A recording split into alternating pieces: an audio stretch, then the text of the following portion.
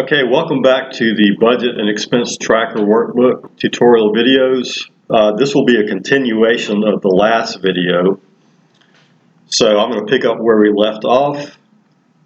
And what I've done here is, again, I've gone to Budget. I've inserted a new category called London. I've added a budget number. And then I've selected the category here. And the reason it's red is it would also be red if there was no budget set up for it.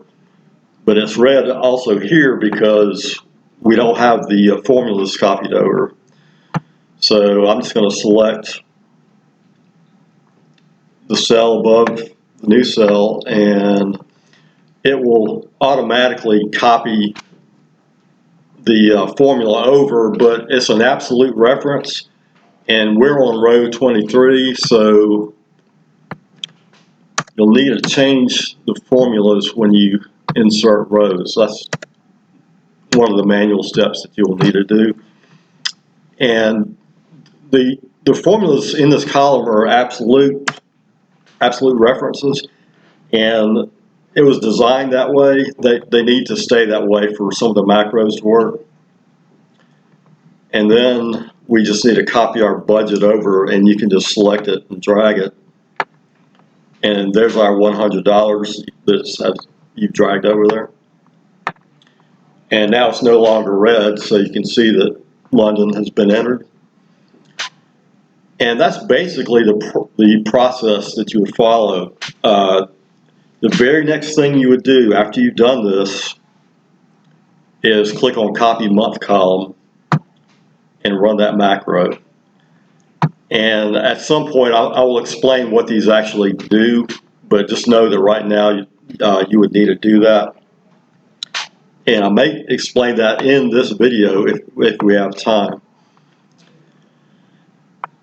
And one thing about the list column here in the category name, this list is part of a named range in the name manager. It's called category name, and it's set up to where you can add to it, and when you do that, your drop-down list will automatically be updated. And you want to do it, if you add in a category, you want to do it either at the bottom or somewhere in the middle. And let's say if you wanted to insert a row, you would want to do that instead of just inserting a cell. So just remember, in the list column, if you want a new category, you need to insert rows instead of cells. And let's say I want to go to Paris, so I'll just type in Paris as a category.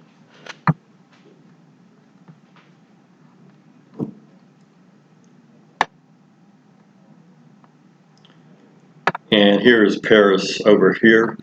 This column here is also a code-dependent column, so for the most part, you need to ignore this unless there's something's not acting right, or there's an error or something like that.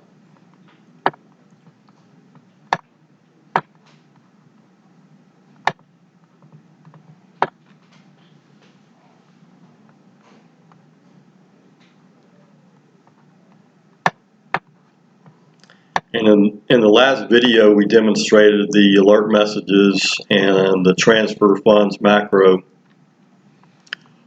And I want to explain a little bit about how this works.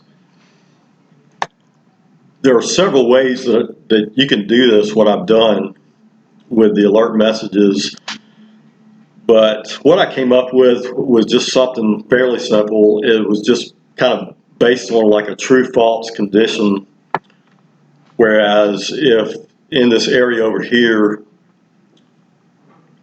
like for over budget message, if these two cells, there's two cells in each category, and if these two cells right here are equal, hence they're blank, then you will get an alert message. And if there's a 1 in it, you won't get the message.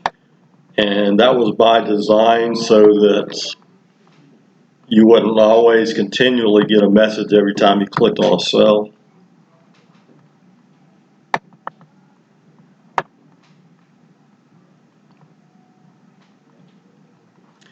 And if you want to practice, let's say you get your categories and you'd like to go ahead and practice first and go over budget on some of your categories so you can transfer funds. If you're not getting any messages and you're wondering what's going on, just remember that you probably got a 1 over here, and that's why the messages are not firing. So what you can do is you can clear the cells, and this was just a button I created for convenience, so you don't have to manually go over here and take the 1s out. But when you press the button, it will give you a message stating that you need to make sure that the total values are less than their budget amounts before you can clear cells. Otherwise, the message will fire again. Anywhere you click on a cell, it's going to fire. So what I want to do is just clear that out.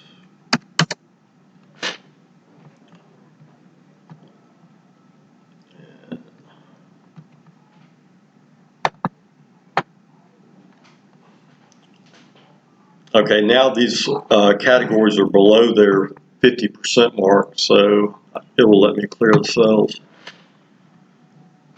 And that's basically just how that works.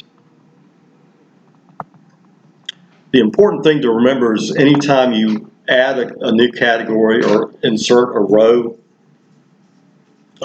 anytime you do anything to this column, always just remember to click the Copy Month column. And if you forget to do it, whether you're in the budget worksheet or the month worksheet, then you will not run into any errors. Everything will still work. But over time, you will notice that some of these budget numbers are not acting up, or they're not showing up basically. And instead of a budget number, you'll get an NA, or not applicable. So that's the reason to do that. And also, it would affect the when you're in the reallocate little sub form, it would also affect the areas over there as well.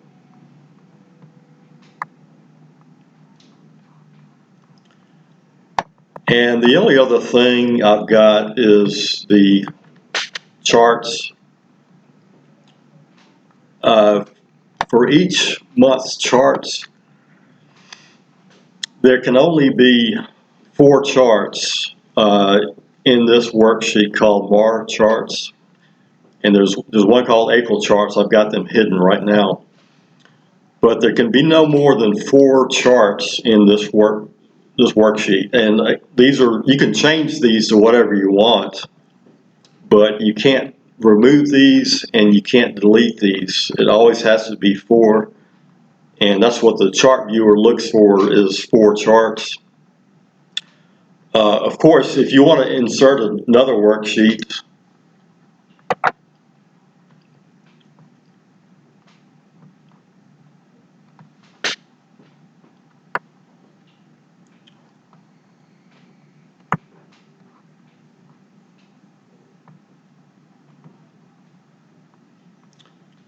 you're free to add charts in this worksheet and there'll be no issues with it. But you just can't do it in the ones that have charts designated for their month.